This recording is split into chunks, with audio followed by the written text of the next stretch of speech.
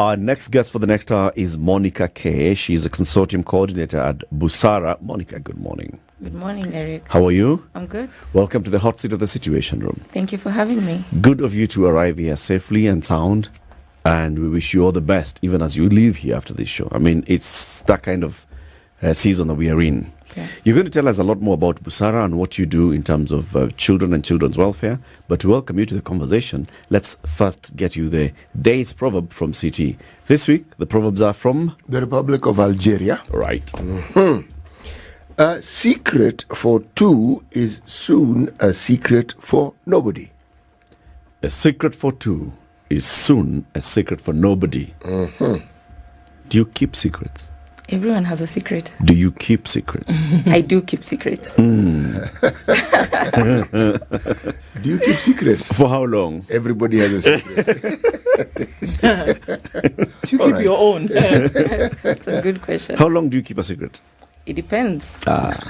Some for a lifetime. Until that day you will give changa. Uh-huh. Yeah. And others until you meet the next person.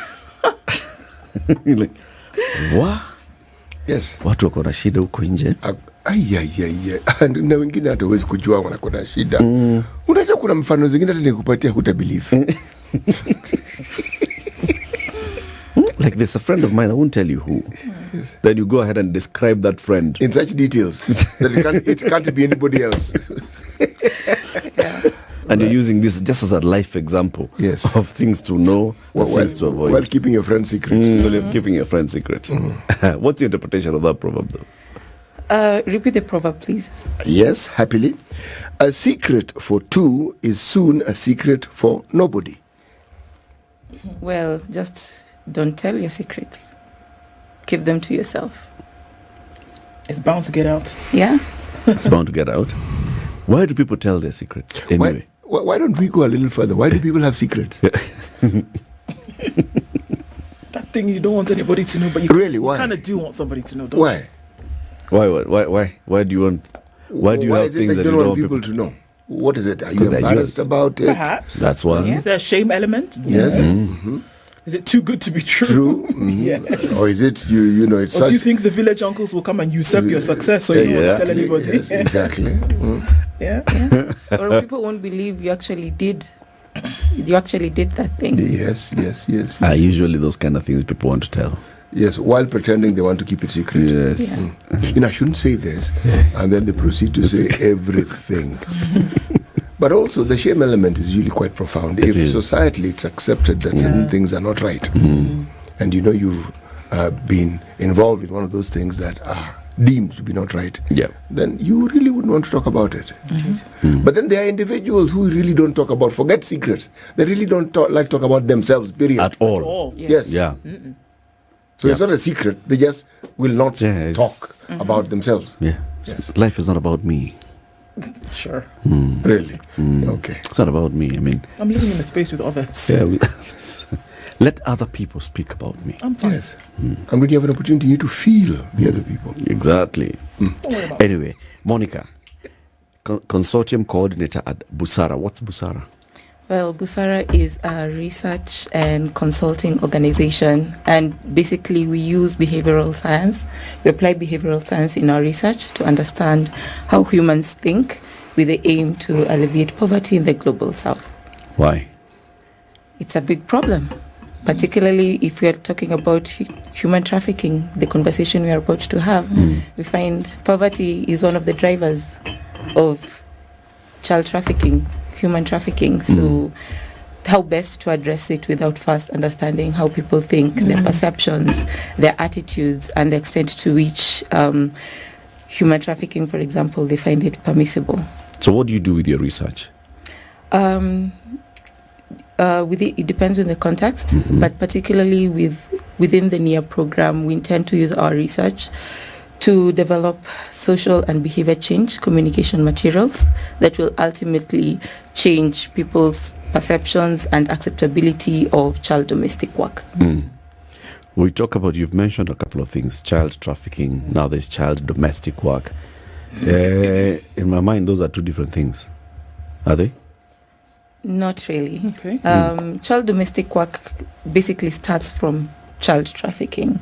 And maybe we can first start by understanding what child trafficking is. Okay. A lot of the times when we talk about human trafficking, people think about the from larger... one country to another. Yes, from one country to another, what we see in movies. Yeah. But then within the scope of children, it basically recruiting children to work, particularly to work. Now, it's the scope of that work that varies. Some are restricted within the household.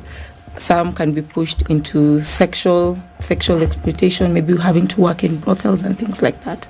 Yeah. Is it common in Kenya? Very common. Oh, really? It happens. Yeah, What? maybe Trafficking of children? trafficking of children. Please tell And us. let's maybe first start by understanding the statistics, because the Kenya National Bureau of Statistics indicated that at least globally, 17 million children are involved in child domestic work. But then in Kenya, about 1.3 million children are involved in some form of child labor, right? There's another study that was done by the Freedom Fund in collaboration with the African Institute for Children's Studies.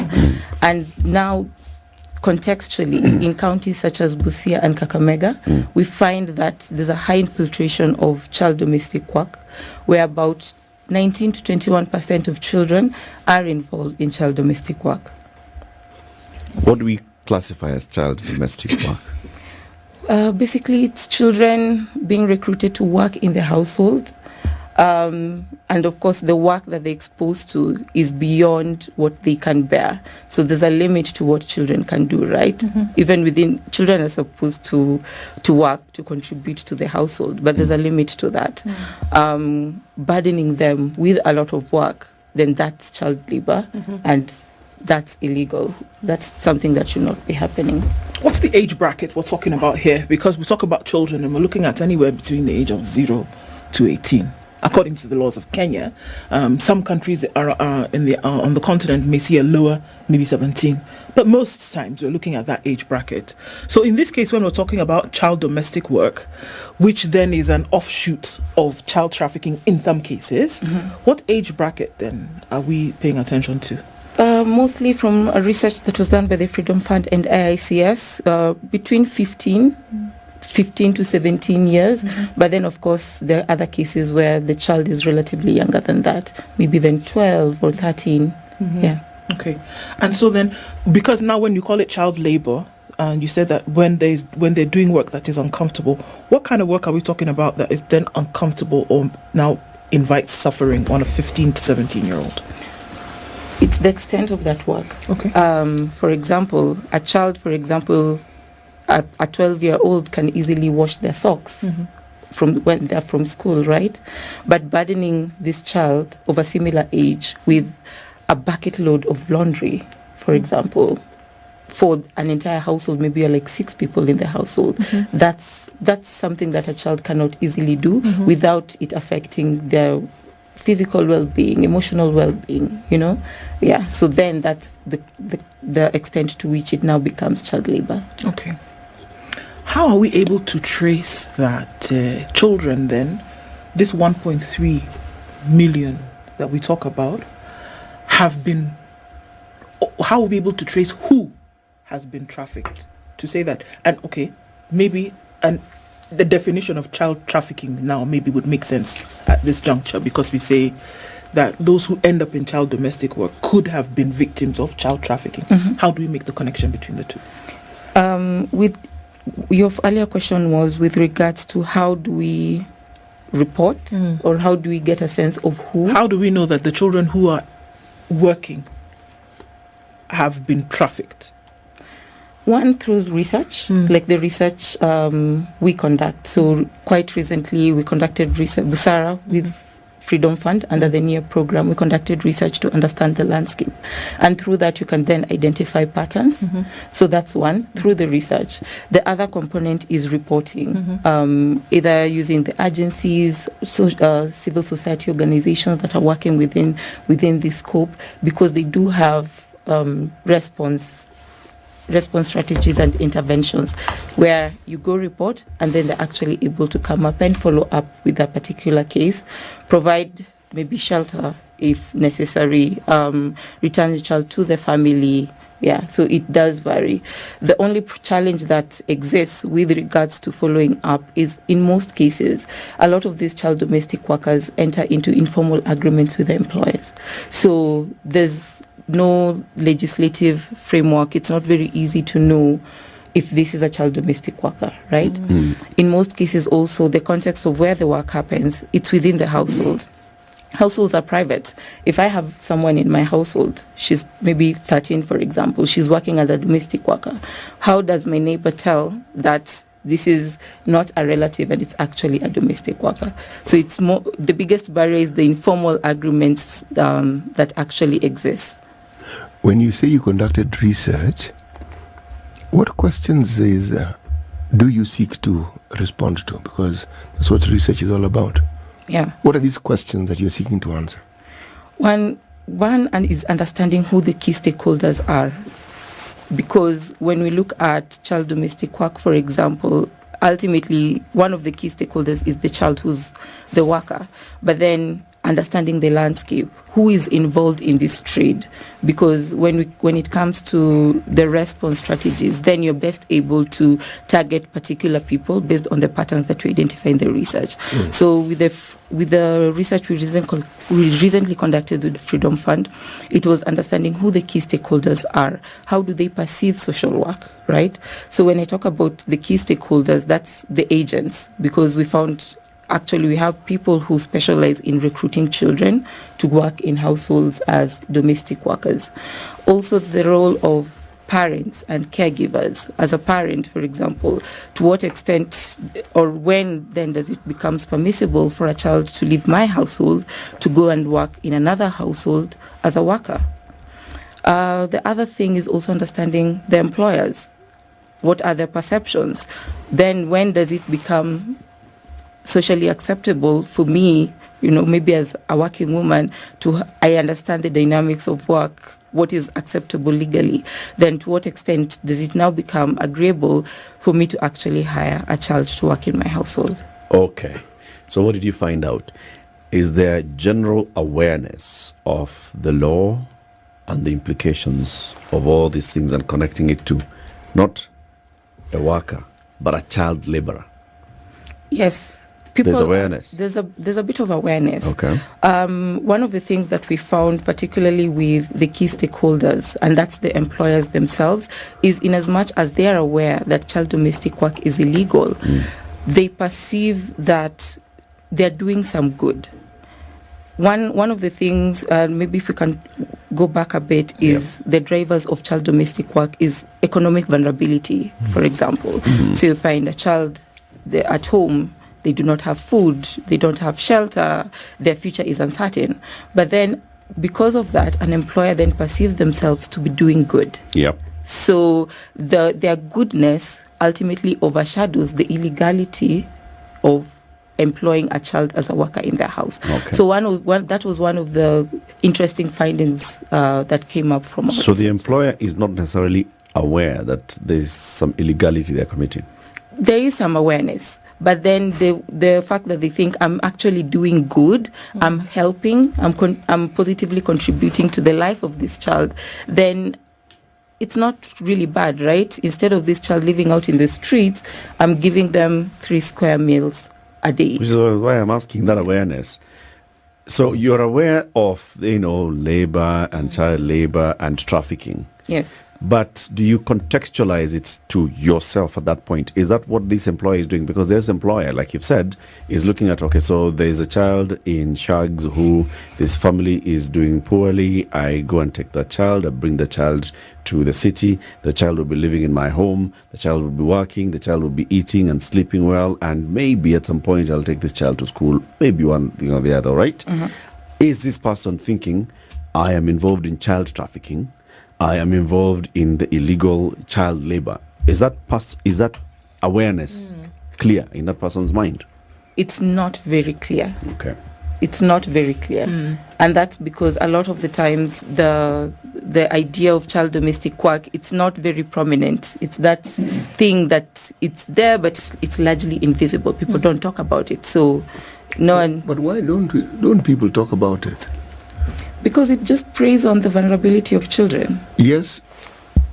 There is a topic that is very prevalent in Kenya and has had many things done, research conducted. It's called female genital mutilation. Okay? The efforts that have been made to eradicate it are laudable, but it still exists.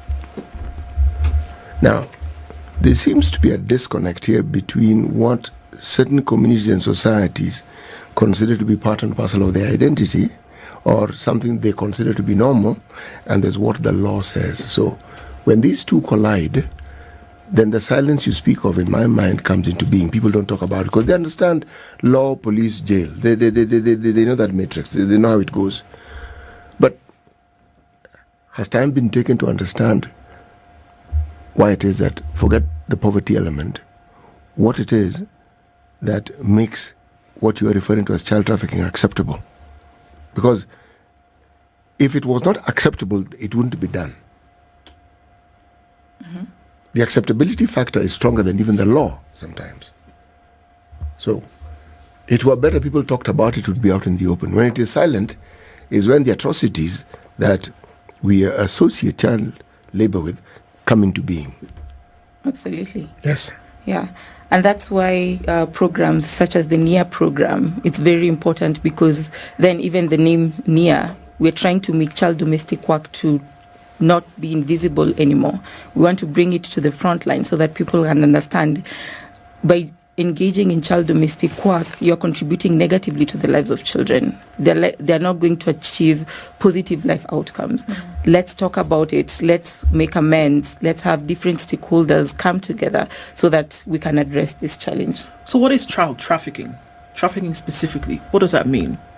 Trafficking specifically, using lay terms, define it as the illegal trade of humans, specifically to provide labor. Okay. Yeah. Now, do we assume that these children who are being moved from one place to the other eventually end up working somewhere? But do we assume that they come from homes where there's, at the very least, some kind of unit, family unit, father, mother, father, whatever it is? Do we assume that they're leaving those homes and going to the destination whereby they will be working with the consent of release from the parental figure?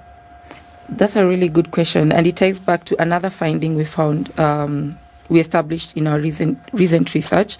Yes, to a great extent, a lot of them are coming from homes, from households, and entering into labor. But the other side is, to some extent, sometimes it's not even a matter of parental consent or guardian consent. We found that some children are actually proactive in seeking child domestic work, particularly when they understand the financial struggles that they're having in the household. So can I be trafficked if it is my idea? Yes, it can. I can still be, if I say, oh, well, I can see that, the situation at home is bad. I want to be able to go and earn something. And I say, okay, I'm going to go there. Would that still be that child is being trafficked? Yes. But it's not forced. But then it's a child, right? So they're not... They don't have agency. Exactly. They don't have any agency. And that's why now the different facilitators, like the agents and even the employers, are preying on their vulnerability because that child does not have agency. What they say, in as much as it's not legally permissible, at the end of the day, someone is benefiting from that vulnerability.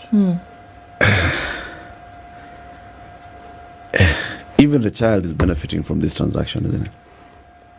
To some extent, from what we found, yes, because with proactive... So then would you say that the person is preying on vulnerability, or is the person helping? Preying on their own vulnerability as well. Is that not what... that's what makes this discussion difficult? Yes. Because, you see, I am looking at the societal norms around child labor, beginning with a child at a certain age being given functions within their own homestead and by their own parents. And then I'm looking at the role of poverty in circumstances where a family falls on hard times. Now, some of the things that the children are being asked to do are not things they have not done before. For instance, like children helping raise other children who are younger than them within a family. It's one of the most normal things. Yeah. Okay? You even bring relatives from the village to come yes. You see, the understanding about relatives coming to live and work with you is not just so that they may be domestic workers, but so that they may also further their education. Because in many cases, they are going to school. It's not that they're not going to school. Yeah. And usually they're not toddlers. They are people who are probably in their adolescence. Now, it is an accepted form of assistance, so that money that could have been paid to somebody else, part of it is actually given to the parents. So they have money which ordinarily they wouldn't have. It's a complex thing, and it requires an extremely honest conversation. It does, and that's why I was asking. Yes. That's why I started by saying, Monica, that in my mind there are two different issues. There's trafficking, as we all know it, where you are directly preying on somebody's vulnerability. You've picked children who are homeless in the streets and you've promised them something, and then you've taken them, and what they thought you're taking them to do or to benefit from is not what they end up with. All right? And then they're going to forced labor of whatever kind. And then there's this other one where it's our cultures, our norms, our society, where we are saying that children are involved in domestic work, whether they are working for a relative, an auntie, an uncle, or they're working in their own homesteads. They're involved in domestic work. Those, in my mind, are different, but we'll come back and you'll tell us how then they come in and meet. But before we take a break, somebody's actually saying, you've mentioned NIA a number of times. Before we take a break, what's NIA? NIA, it's a program that seeks to end modern-day slavery. And in Kenya, we are implementing it with the Freedom Fund. We want to change the social acceptability and preference for child domestic work. Is it an acronym? Yes, NIA is an acronym for Not Invisible Anymore. Okay. Oh, it's NIA. NIA. Yes. Yes. Oh. Brother, wewe ulikuwa unafikiria nini? Karibu. Okay, thank you. Just near here. 28 minutes to 8. Good morning. This is Kenya's biggest conversation. We are hosting Monica K. She's the consortium coordinator at Busara. Busara is a research organization, right? And we are talking about the realities of modern day child trafficking and child labor. Let's look at now that very deep child trafficking, right? Start from, I don't know, I think you've said one of the central cogs is the agents, okay? So start from the agent, their business, how this business then goes into how do they get the children into their bureaus, and how do they end up forwarding these children from their bureaus to the places they end up working, and what kind of work are we talking about? So start the story of the agent. Okay, so agents, these are typically people who do the recruitment.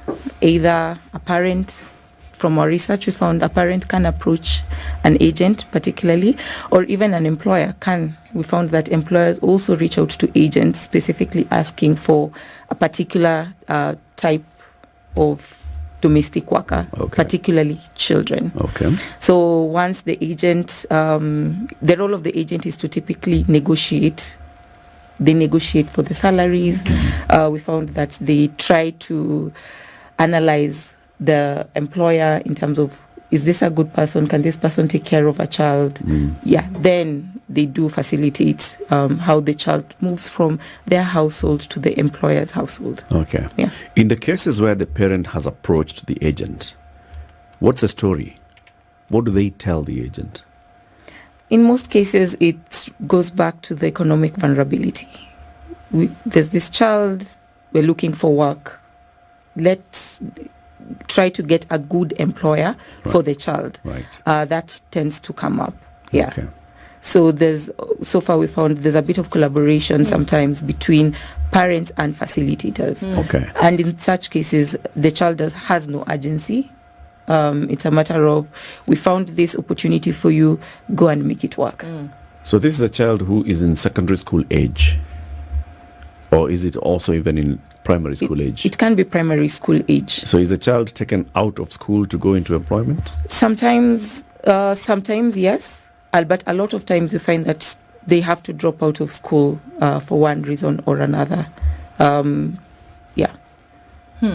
Okay, so already beyond vulnerability, there is an extra layer of vulnerability by the time this is being, because are we saying essentially that those who are trafficked or for this purpose going eventually into labor, it is then very difficult for a child who's got the basics, who's well-to-do, to be trafficked. So that has to be one of the, prerequisites essentially for this to happen. There must be an element of whether vulnerability, whether it is financial or whatever else, that there must be that element of vulnerability first in order for that whole process to come about.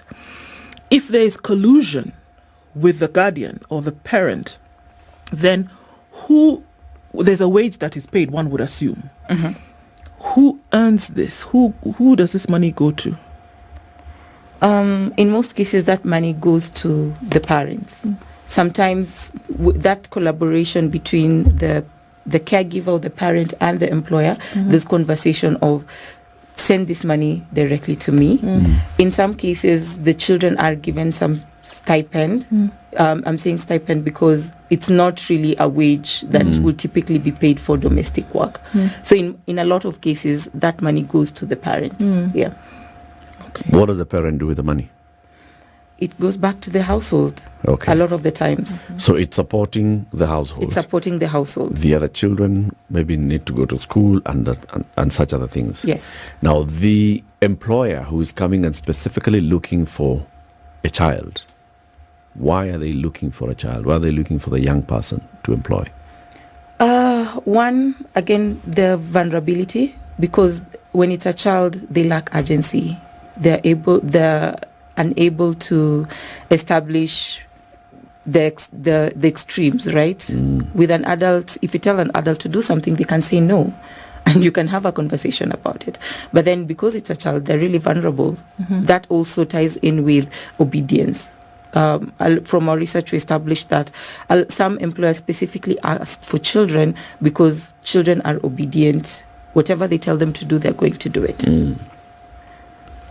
Are there cases about this child is closer to my children's age, so they'll get along, they'll understand one another, they'll be able to bring up to...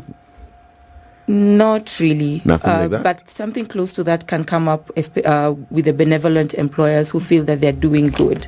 So they might assume, for example, that, okay, instead of this child staying in the village alone, for example, if it's a child who's orphaned, let me bring them to stay with them in my household so that they can interact with other children, go to school, and other dynamics. Okay. It's illegal, is it not? It is. Okay. What do the laws, for example, let's say Kenya as a jurisdiction, then say about this particular act?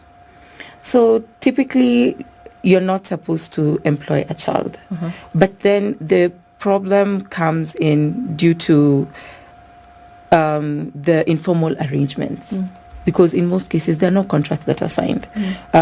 With a contract, at least you can protect yourself. If that wage is not paid, if you're paid way less than you actually agreed, then you can follow up with the reporting mechanisms. And once you report, then the necessary follow-ups can be made.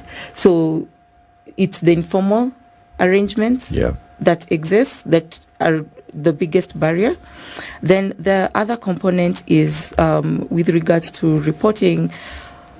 Our laws typically look at domestic work from an adult point of view. It doesn't look at it apart from do not employ children, it leaves it at that. So then when you encounter cases where it's actually children, it then becomes quite difficult to follow up. The other dynamic that is particularly useful to mention is we have witnessed cases, and it's evidenced actually, that for some counties like Busia, children cross over from Uganda to come and work in as a border town in search for work opportunities. So these are undocumented children. So even if it's established that this is a child, yes, they're working, yes, but then how do you follow up? Because this is a migrant. It's a bit of a loophole with regards to the extent to which follow-up can actually be made. It's rampant, though. From what you're saying, 1.3 million is not a small number. So by the time that information is collected, folks know about this. People are talking about it. And here we are putting it against the backdrop of an illegality when it comes to the hiring of children for, paid work, moving of children from what would be their homes or whatever it is, or even, and from what we've seen, even like in what we've seen in the news recently, a lifting of children from children's homes, as it were, or guarded spaces to take them to work. It's an illegality here, but it seems to be so normal that it's not shunned. It's not shunned. So how do we deal with that? It's illegal. Nobody's necessarily saying, well, I know of this case and or this case or the other case, and is reporting it for any kind of investigation, charge, prosecution. So it seems acceptable.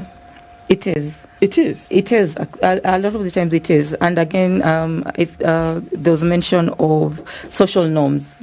Due to our culture, it's normal. Go to your auntie. Go stay with so-and-so. And during that time, you actually get to work. So that really blurs the line between is this child doing normal work within the household, or is it actually child domestic work?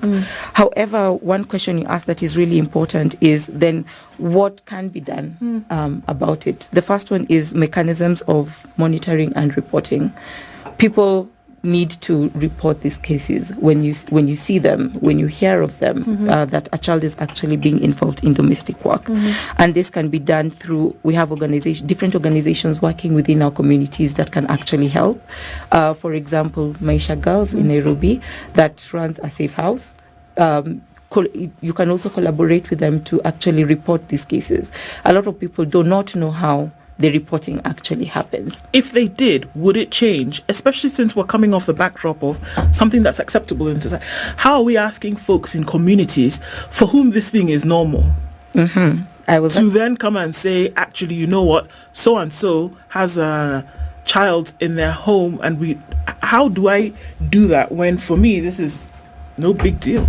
It has to begin from awareness, creation, and education.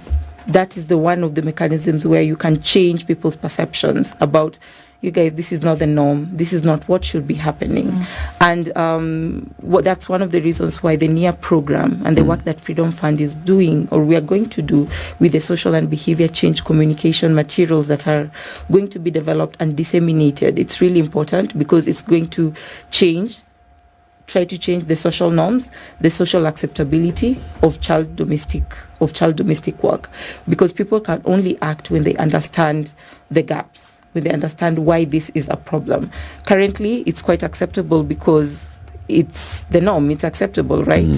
People do not even know that it's a problem. So that's why we're beginning with we've understood the behaviors.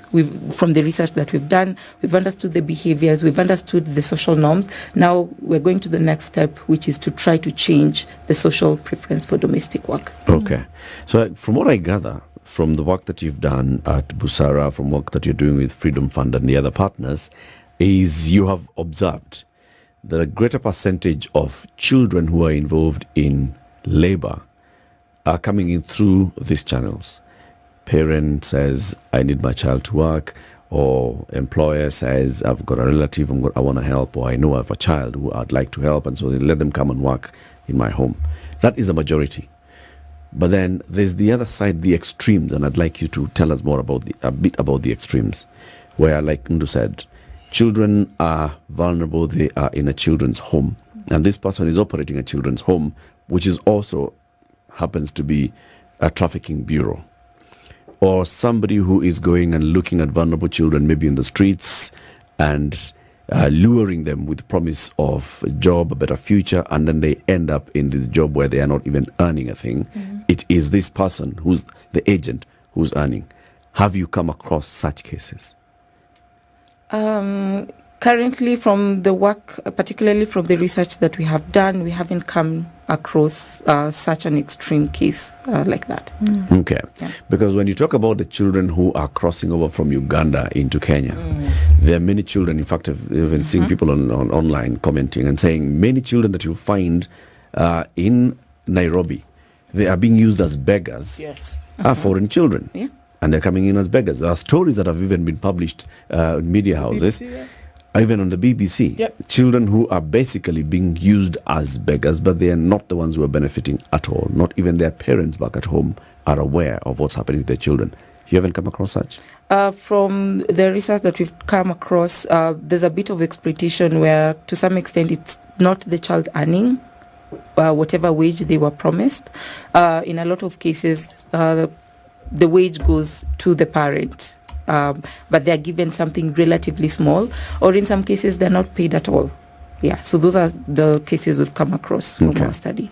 From the Freedom Fund research, the one with the Institute of Children's Studies, you said the highest number or percentage that you found of these children who were in domestic work was in Busia, was it? Busia and Kakamega. Yeah. Busia and Kakamega. Why those two?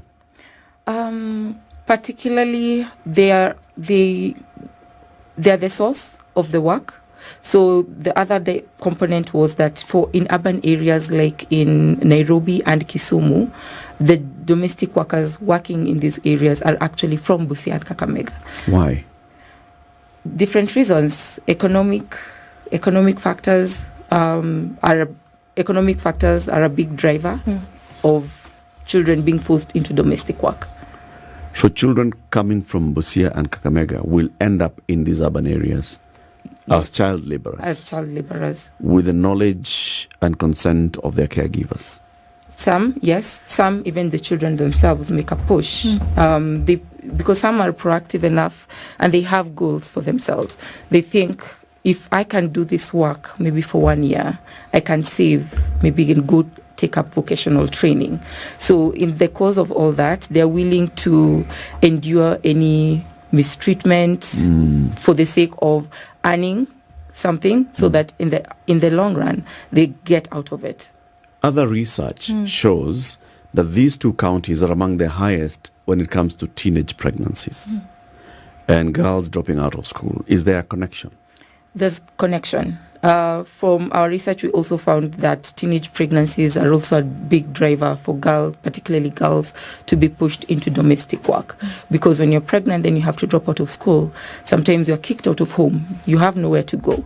So where then do you run? If there's an employer somewhere or an agent who tells you there's an opportunity, I can find an opportunity for you, you can be willing to go and actually take up that work. Yeah. It still does seem to me that to quite an extent that it is a neglected area because, again, of what one would say a cultural, community, societal norms of acceptance, that nobody's really going to push at it because it's something that we've expected for the longest time. With the example that's just been given, if a girl is pregnant and she's a teenager, the acceptable thing is that she's going to drop out of school, will find something to do, grandmother will raise the baby, something. While you go and send money home, I can take care of your child. Exactly, you know? And so that's why I would see this as a very big challenge to even start to chip away at this thing, because of the fact that folks know that it's normal. And that becomes, to me, one of the... Because how then do we invite prosecution? How do we invite charge? How do we invite things like that, whereby the auntie or the mother is actually saying, well, you know, we need this extra buck. How do we... And for me, that now is an issue whereby we say, if this is wrong, if this is against whatever code of, or this is against the law, at the very minimum, how then do you start to break that, you know? Let me take you a little further back. You said you plan to conduct research, you've conducted some research. Have you conducted research into determining how members of this community think, or what their ideas might be in bringing this to a halt? Yes, to a great extent that was covered in our research. And what were the outcomes of? What did you find? What did the community suggest ought to be done? Mechanisms for reporting was one. People are not aware of where and how to report this. And of course now, looking back, even when we look towards interventions, it's a matter of how do we make clear, as part of our awareness that we're going to do, how do we make it clear? How do you report this? Where do you even report, right? And even when you report, what follow-ups need to be made? You know, when you communicate the idea of change, because this is really what you're communicating, and you want people to buy into it, what you say and what you think is understood is not necessarily what is understood. And what people respond to may not necessarily be a response to what is being asked. In many cases, a response to what they think you want to be told. Exactly, yeah. Why I'm asking this is, if people feel they've been part and parcel of formulating, or the ideas have been accepted as part of the process of the change that you want, they'll be accepting things they already understand and know about because they're the ones who told you. But if the ideas are given to them in a prescriptive manner, then what you'll get is what you call a passive-aggressive approach to it. On the one hand, they seem okay with it, but in reality, they are resisting it at every turn. Absolutely. And that's why even when we want to look at our response and interventions, when we're going to these communities, we really do not want to demonize child domestic work. Because if someone comes at you very quite strongly demonizing what you're doing, then you're less likely to respond positively, even if the interventions we're proposing or putting on the table are actually good for you in the long run. So we really want to do a lot of awareness creation, getting people to understand the norms that you have come to accept, the norms as you know it. It shouldn't be the norm. There's this other dynamic that you should look at, understanding children's rights, for example, why it's important for your own child to have better opportunities to go to school instead of having to work as a domestic worker. I hear you. I don't want to be prescriptive, but I hear the research team being prescriptive again. You are training, you are teaching. And my question is, against what background? Have you fully understood what these communities think about what you are speaking on? Have you understood fully what these communities believe ought to be the solution? Because we are bringing in an element of wrong. It's not that the communities don't understand what is wrong. They do. They do, yeah. But how then is this wrong then acceptable in a community that predominantly even believes they are Christian? Because of that element, the awareness of right and wrong is fairly acute. It's not numbed. So what is it that enables them to accept this? What is it? Because if the what is it isn't fully, I'm not saying it is not understood. It's not fully understood. The intervention may take years, but it may not necessarily achieve the results that are desired. It will just continue. Absolutely. Because I'm borrowing from FGM. You will find that the young women who are of age forget being coerced. Some will hide and go, and they will take themselves. And when you ask, they'll tell you it's an acceptability factor. I am in school, and everyone talks of having gone through the process, and I'm the only one who hasn't. So for that acceptability, they will take themselves. Yeah. So again. Yes, we have understood. We've primarily understood what's going on in the communities, how people think about domestic work, and not just how people think, but how different people think, because we've established that there are really so many stakeholders involved with regards to domestic work. And one key thing, and one of the different approaches that we're going to use is to come up, now that we've understood the information gaps, their perceptions, and how they do think about domestic work, we're going to use that information to actually inform our interventions. So our interventions are not coming in quite generally. It's not going to be a blanket approach to the different stakeholders. That's why it was very important to take a step back and understand who are the people involved in this trade, how are they involved, what do they even think? Because now that we've understood that, we are now taking a step back and working our interventions from the ground up in a way that will actually respond to their perceptions and the information needs. I think it's also then important to see, like you said, the factors that are contributing to this, and if then some of those factors can be addressed, you'd end up dealing with the issues. On International Women's Day, the Kenya Human Rights Commission launched what they called a red card campaign. And they were saying, we want to highlight the counties that have the highest numbers of teenage pregnancies. And this is based off of data by the Kenya Demographic Demographic and Health Survey of 2022. The counties with the highest numbers of teenage pregnancies: Nairobi 452, Kakamega 328, Bungoma 294. As number 3, Nakuru, Kiambu, Kilifi, Meru, Kisii, Machakos, Narok. I'm sure when it comes to your data as well, like you've said, the areas with the source of child laborers are also the same. So there is that correlation between teenage pregnancy, school dropout, child labor. Same teens following through this. If we address the issue of teenage pregnancies, then we start also, in a way, moving the needle on reducing the cases of now these children who are mothers who need to raise their children, so they have to earn so they can send money back home to support the children to start school. Then the children will also then become pregnant at teenage. Absolutely. It's such a cycle. It's a bad one. Say that actually. But thank you very much, Monica, for joining us. Thank you for having me. Monica K is a consortium coordinator at Busara, a research institution. We've been talking about the realities of modern day child trafficking and child labor. This is the Situation Room, the only way to start your day.